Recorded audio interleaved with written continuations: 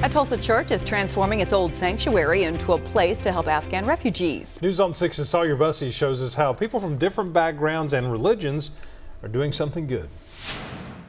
This is not just charity. This is an example of what we might call justice. One of the slogans at Fellowship Congregational United Church of Christ is "God is still speaking." What you see here is not the work of this congregation.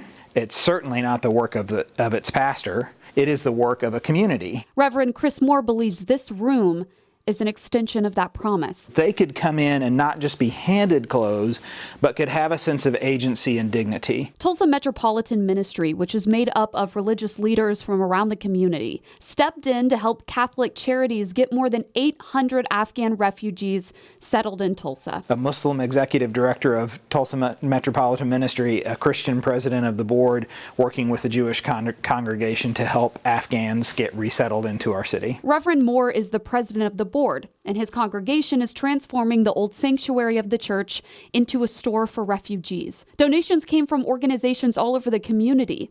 These are folks who have, in many cases, been weeks or months on military bases. They have left behind family members, in some cases their spouse and children. Organizations are still working out how to get refugees from their current homes to spaces like this store where they can pick up things they need for free. They're looking for people who will help with transportation and volunteers to help run the stores. We will need to replenish at one point, but we simply do not have any more space for clothes right now. Reverend Moore believes God is still speaking through this community that's coming together for families they've never met and providing them with as much stability as possible as they get used to life in America.